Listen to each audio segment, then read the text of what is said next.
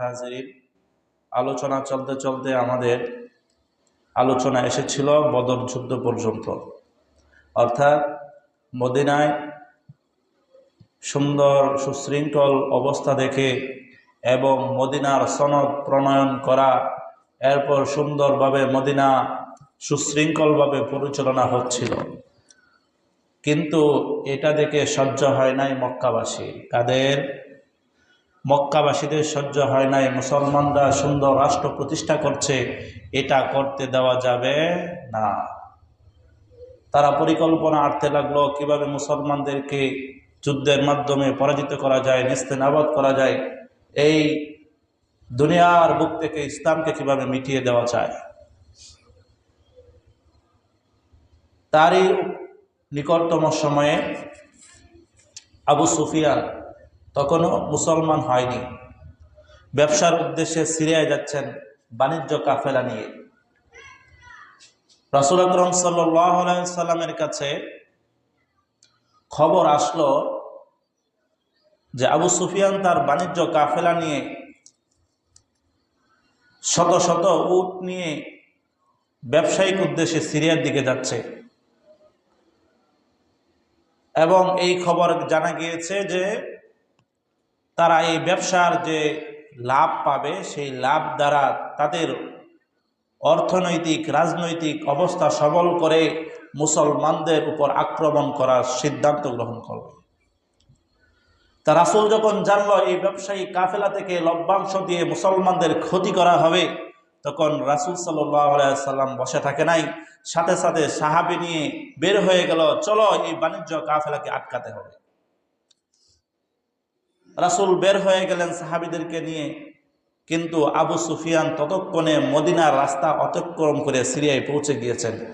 রাসূল ওই বাণিজ্য কাফেলার লাগাল পায় নাই। রাসূল ফিরে এসেছেন মদিনায়। পরবর্তী সময়ে আবার খোঁজখবর রাখা শুরু হলো যে তারা আবার সিরিয়া থেকে মক্কায় কখন যাবে, আবার মদিনার পথ পর্যন্ত যখন আসবে তাদেরকে আবার রুখে দেওয়া হবে, তাদেরকে এই পণ্য এই মাল মক্কায় নিয়ে মুনাফা করার সুযোগ করে দেওয়া হবে না। এই সিদ্ধান্ত গ্রহণ করে লোক রাগিয়ে রাখলো। রাসূলের কাছে সংবাদ আসলো তারা আসতেছে। রাসূল সাল্লাল্লাহু আলাইহি সাল্লাম যুদ্ধ করার উদ্দেশ্য নয়, উপস্থিত সাহাবীদেরকে বললেন, তোমরা যে যেভাবে আছো বের হয়ে পড়ো, এই বাণিজ্য কাফেলাকে আমাদের রুখতে হবে। এই বাণিজ্য কাফেলার সদস্য ছিল মাত্র 40 জন। কয়জন? 40 জন।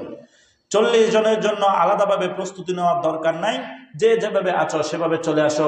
অনেক সাহাবায়ে কেরাম আবদার জানালেন, ইয়া রাসূলুল্লাহ, আমরা যে যাব আমাদের ঘোড়াগুলা চারণ ভূমিতে ঘাস খাওয়ার জন্য দিছি, মাঠে চড়াইতে দিছি, ওইগুলা নিয়ে আসি। রাসূল বলেন, এত সময় হাতে নাই, তাড়াতাড়ি চলো। নবী আলাইহিস সালাতু ওয়াস সালাম 313 জন সাহাবী নিয়ে রওনা করলেন। কিসের উদ্দেশ্যে? ব্যবসায়িক বাণিজ্য কাফেলা আটকাবে। যুদ্ধ করার উদ্দেশ্য কিন্তু তখন ছিল না। তো বের হয়েছেন 313 জন সাহাবী, তার মধ্যে ছিল 2টা ঘোড়া আর 70টা উট নিয়ে বের হয়েছে।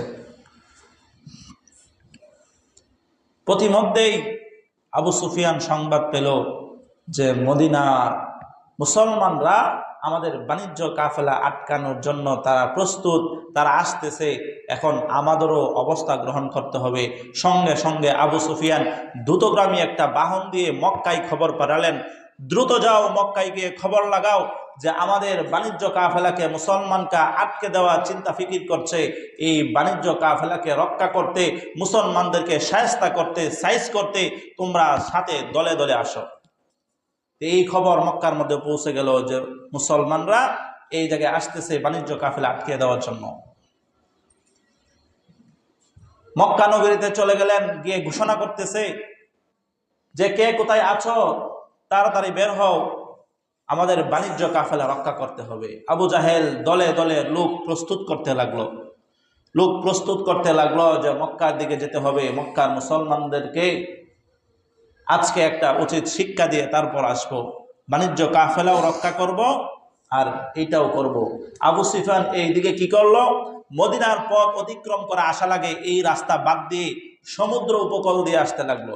যে সচরাচর মানুষ যে রাস্তায় যায় এই রাস্তায় যায় নাই, না গিয়ে অন্য বিকল্প রাস্তা গ্রহণ করে আস্তে আস্তে মক্কার দিকে চলে গেল।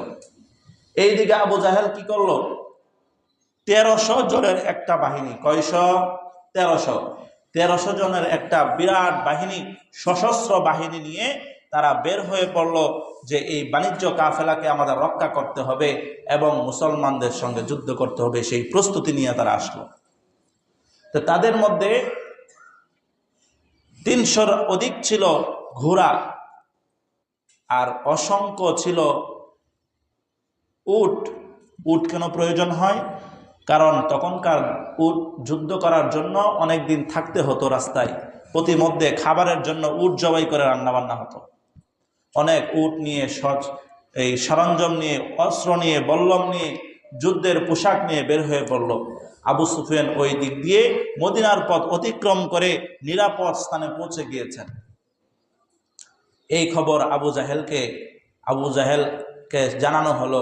আবু সুফিয়ান আবার খবর দিয়ে পাঠালেন, আর মদিনাবাসীর সঙ্গে যুদ্ধ করে লাভ নাই, আপনারা চলে আসেন, আমরা যুদ্ধ করব না। আবু জাহেল বলে, না না, এটা হতে পারে না, আমরা যুদ্ধ করব। বাণিজ্য কাফেলা রক্ষা হয়ে গেছে তো কি হয়েছে, এই সুযোগে আমরা তাদের সাথে যুদ্ধ করব।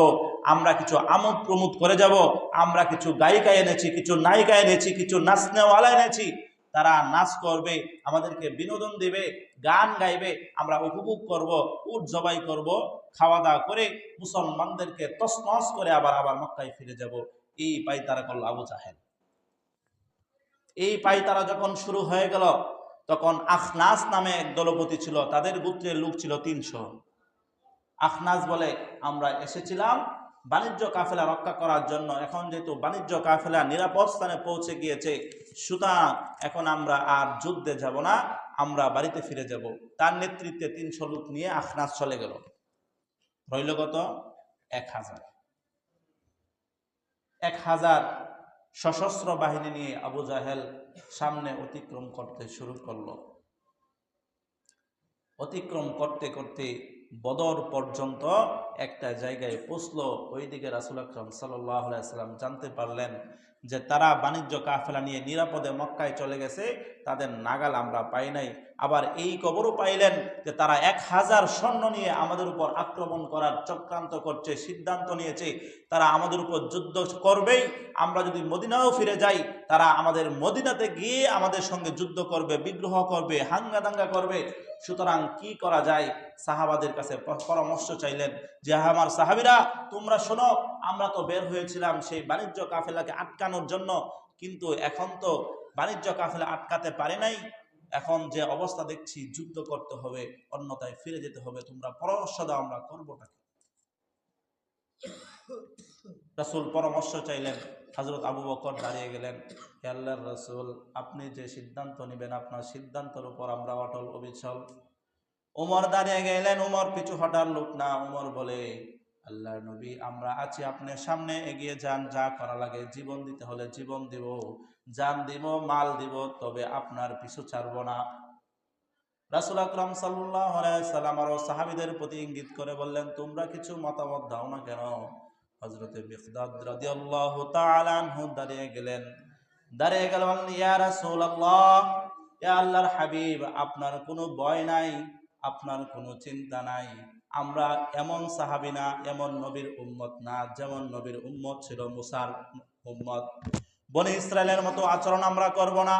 বনি ইসরায়েল যখন যুদ্ধ করতে গেল, প্রতিমধ্যে গিয়ে নবীকে বলে, হে নবী, হে মুসা, ফাযহাব আনতা ওয়া রাব্বুকা ফাকাতিলা ইন্না হাহুনা কাঈদুন।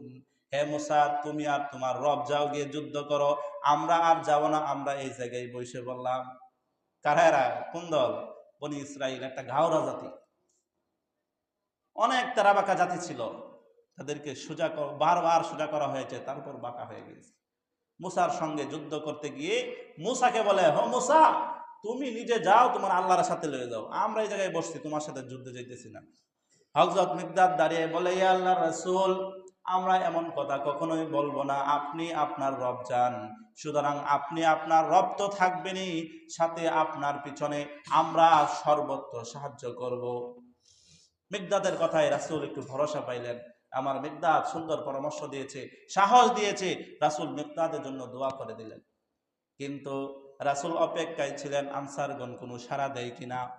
রাসূল চাচ্ছিলেন আনসারগণ কিছু বলুক, কারণ হচ্ছে মুহাজির ছিল মাত্র 70 জন, আর বাকি সবাই ছিল আনসার। আল্লাহর রাসূল মনে মনে চাচ্ছিলেন আমার আনসারগণ তোমরা খেয়াল দাও, কারণ ওই যে বায়াতে আকাবার মধ্যে এই প্রতিশ্রুতি দেয় নাই আমরা মদিনা থেকে বাহিরে গিয়ে যুদ্ধ করব, এই প্রতিশ্রুতি তারা দেয় নাই। তাদের প্রতিশ্রুতির বাহিরে ছিল, মদিনা সনদের বাহিরে ছিল এই ব্যতিক্রম যুদ্ধটা। তারা যুদ্ধ করতে বাধ্য না, কিন্তু রাসূল তাদেরকে জোরও করতে পারতেছে না, যেহেতু তাদের সঙ্গে আগে পরামর্শ হয় নাই। এখন যুদ্ধ করতে হবে, পরিস্থিতি দাঁড়িয়ে গেছে, করবেটা কি? রাসূল চিন্তা করছিলেন আনসারদের মধ্যে থেকে একজন কিছু বলুক, তারা সাহস দেখ, তারা বলুক আমরা আপনার সঙ্গে আছি, এমন কিছু চাইতেছে।